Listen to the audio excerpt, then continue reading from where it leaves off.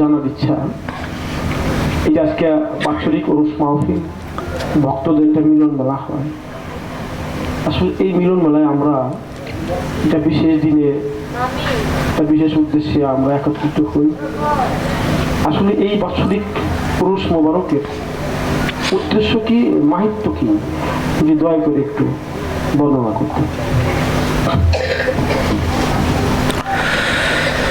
যে উরুস শব্দের অর্থ কি, উরুস কেন করতে হয়? যেমন উরুসটা হইল অন্য একটা ভাষা, যে উরুস করলে কি হয়। যেমন উরুস শব্দের অর্থ আসছে মহামিলন, যে উর্দু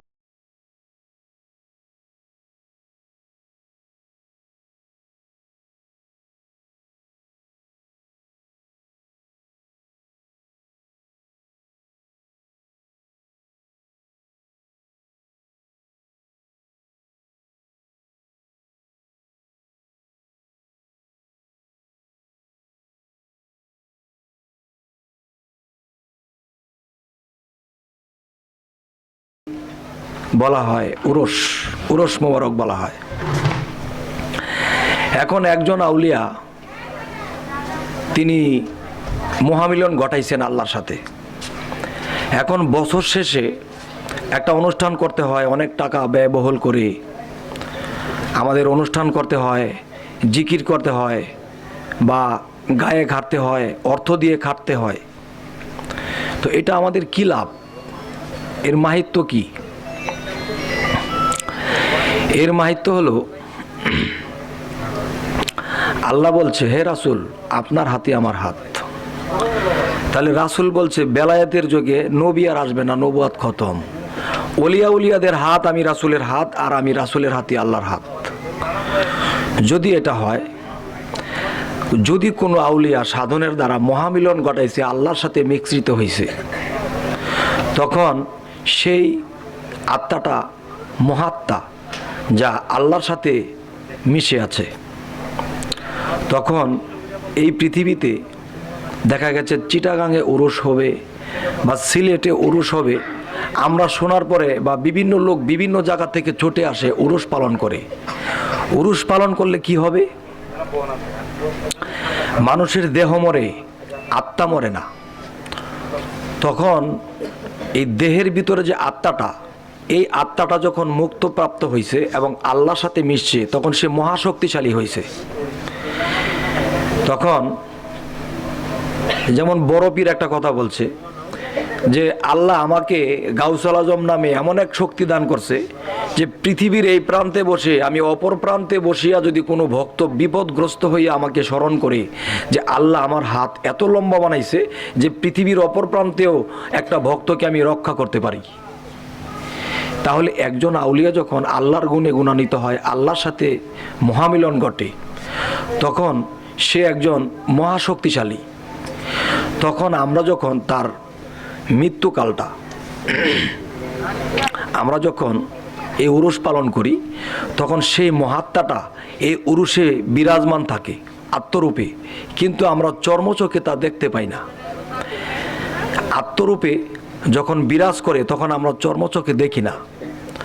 তখন সে আউলিয়ার আত্মাটা আমাদেরই মধ্যে বিরাজ করতেছে, যে সে একজনকে সেবা করতেছে, সে নিজে না খাইয়ে একজনকে খাওয়াইতেছে, আরেকজনে অনেক কষ্ট সইতেছে, আরেকজনে বলতেছে যে এই দেখা গেছে কিছু কূটনীতি কথা বলতেছে, বা একজনকে আঘাত দিয়ে কথা বলতেছে, একজন এক জায়গায় বসছে, তাকে বসতে দিতেছে না।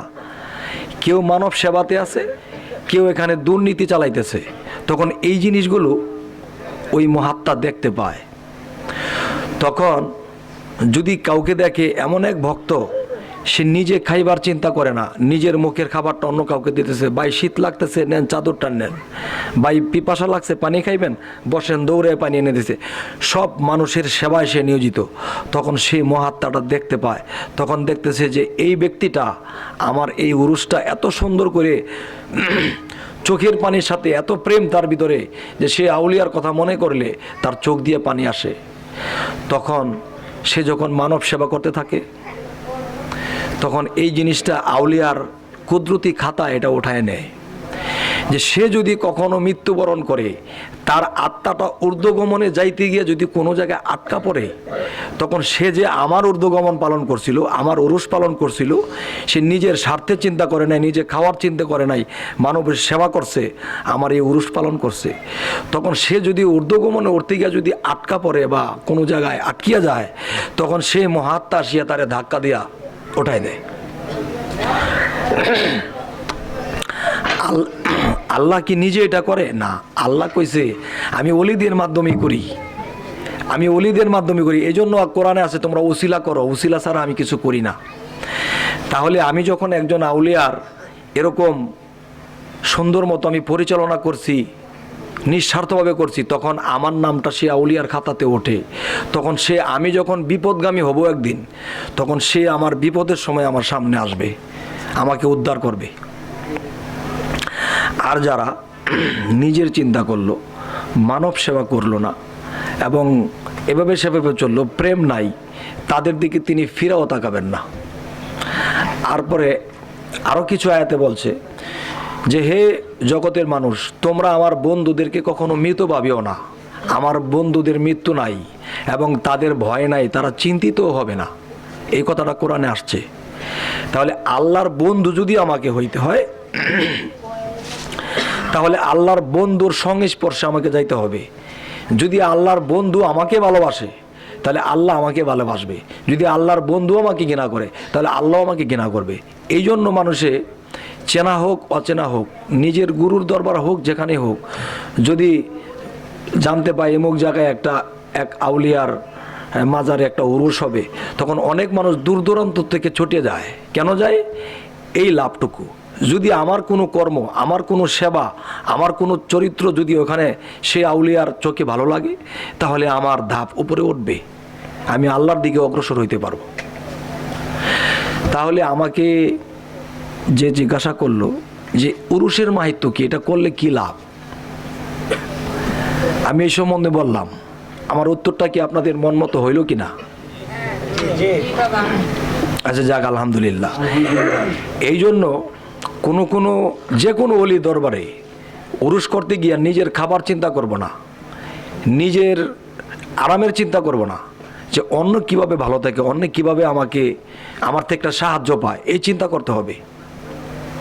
এই বলে আমি রাখলাম।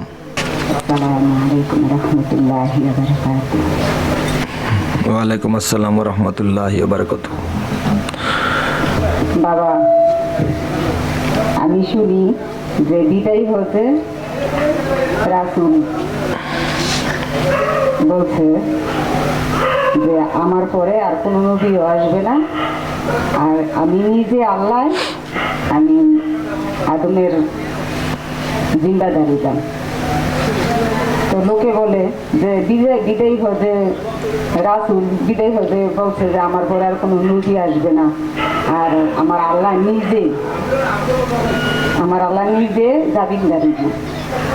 আর তোমরা যে মুর্শিদ ধরছ, তো তোমার মুর্শিদে নিজে পার হইতে পারবো নাকি? তোমার নিব দূরে থাক, এই কথাটা আমাদেরকে বলে।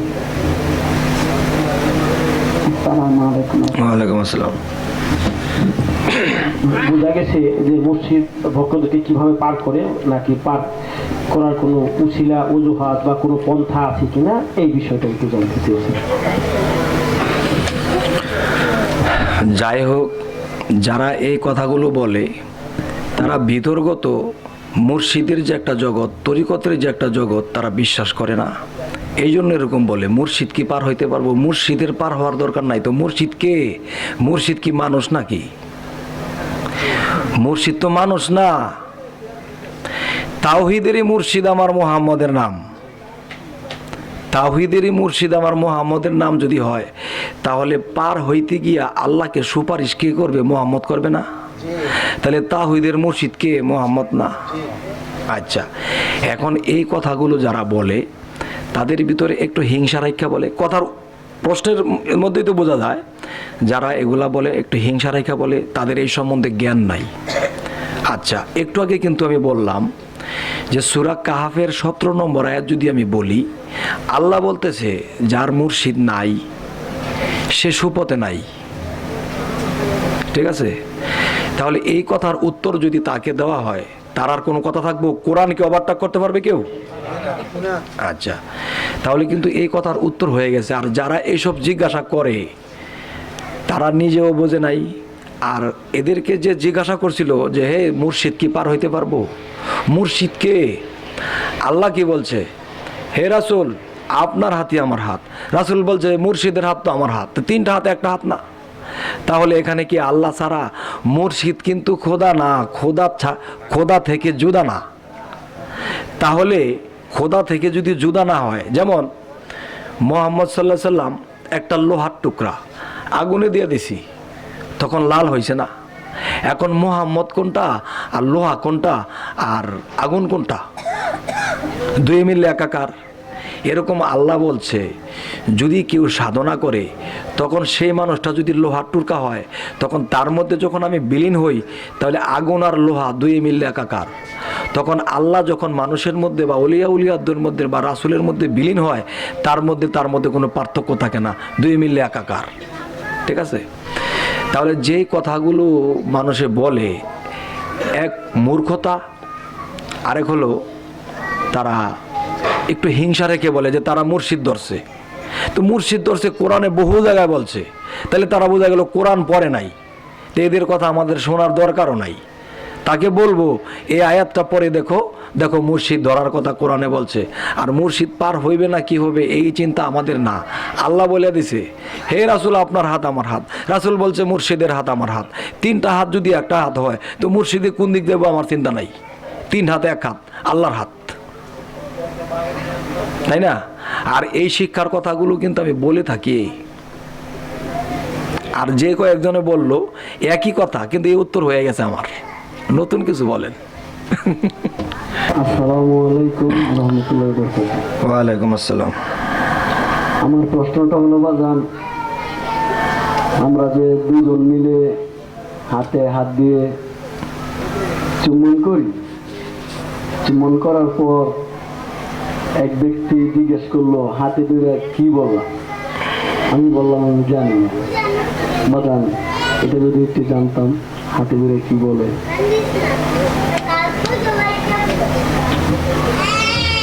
যে হাতে ধরে যখন চুম্বন করা হয় তখন কি বলা হয়? এখানে অন্তরের বিষয়টাই সবচেয়ে বড়।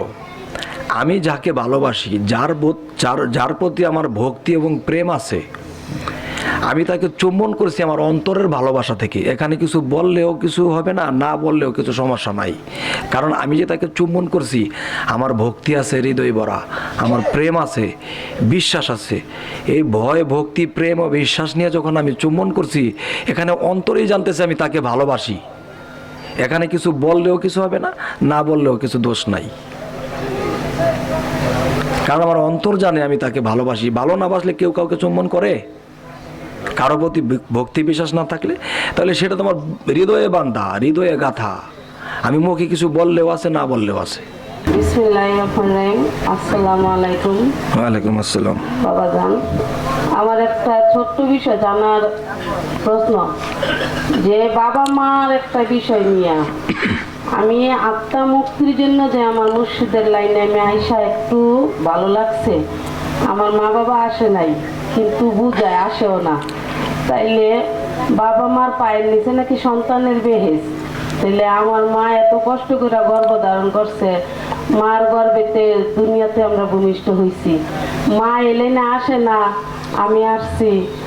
তাইলে আমি জানি আত্মা মুক্তি হইলে আমার মুর্শিদেরই আমার একজন কামিল পীরের হাতে হাত দিলে আমি আত্মা মুক্তি পাবো যদি আমল করতে পারি।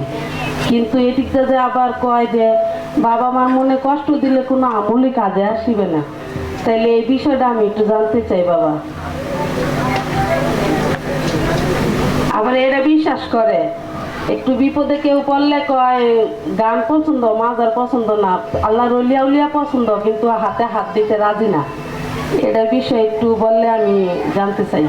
আসসালামু আলাইকুম। ওয়ালাইকুম আসসালাম।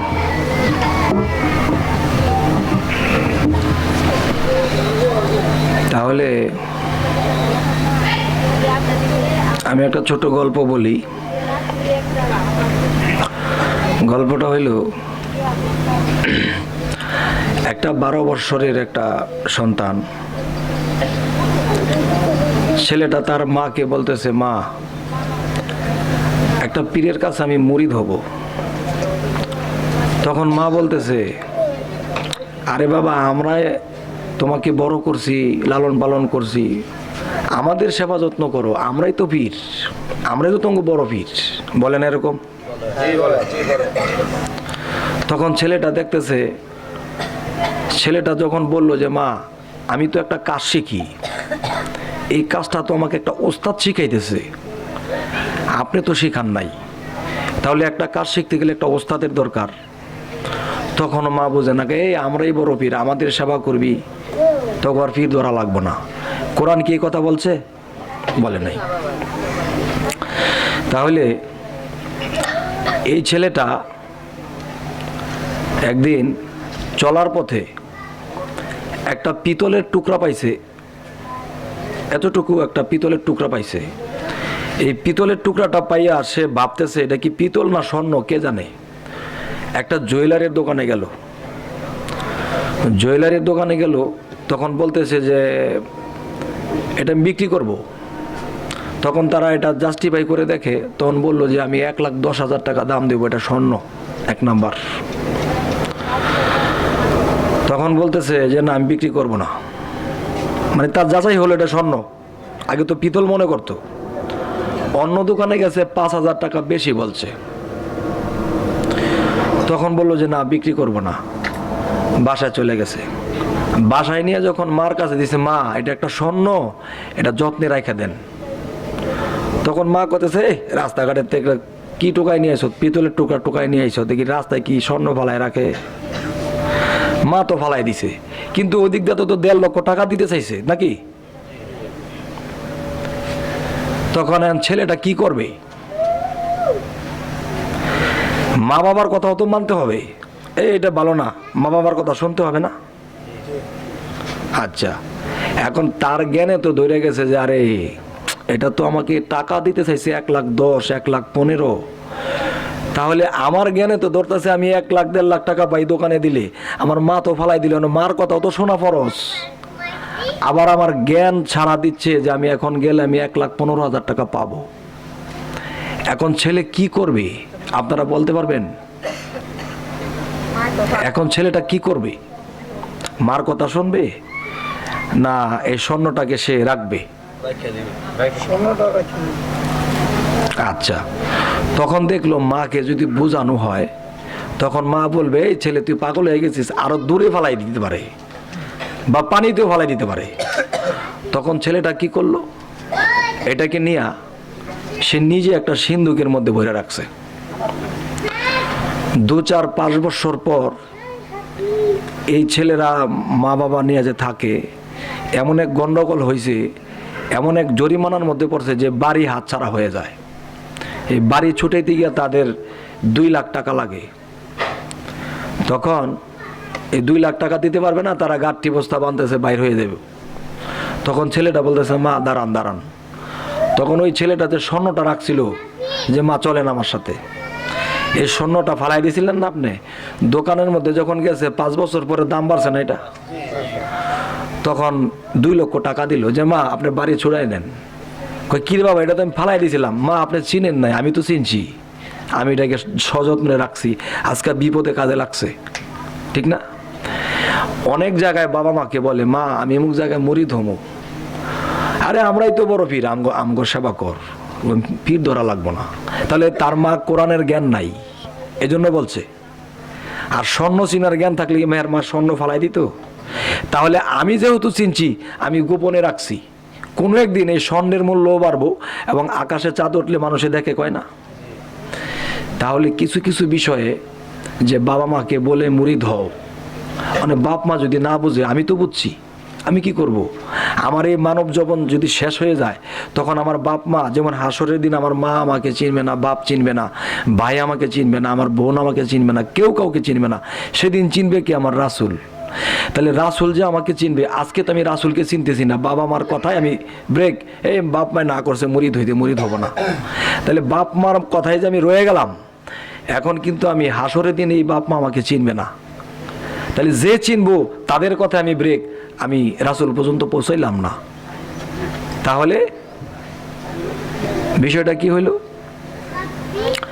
যে হযরত মুহাম্মদ সাল্লাল্লাহু আলাইহি সাল্লামকে আল্লাহ বলছে, হে রাসূল, আপনার বলা আপনি বলেন, কাউকে মাইরা পিটাই আপনাকে বুঝাইতে হবে না, আপনার বলা আপনি বলেন, হেদায়েতের মালিক আমি আল্লাহ। ঠিক না?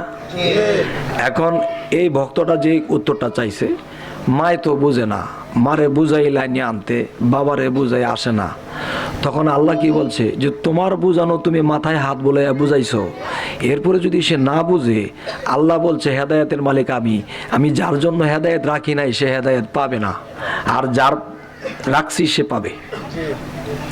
তাহলে আমার জোর জবরদস্তি দরকার নাই, আমার মাকে বলছি যে মা মুরিদ হইতে হবে, চলো, তখন মা যদি না আসে জোর করা দরকার নাই, আমার ব্যবহার ঠিক রাখবো, সে যদি না আসে আমার কিছু সমস্যা নাই, কারণ আমি নির্দোষ। আল্লাহ বলছে, হে মোহাম্মদ, তোমার বলা তুমি বলো, হেদায়েতের মালিক আমি, আমার বলা আমি বলবো মাকে, মা যদি না শোনে আমার বিপদ শেষ, এটা আল্লাহ বুঝবে। উত্তরটা হলো আলহামদুলিল্লাহ।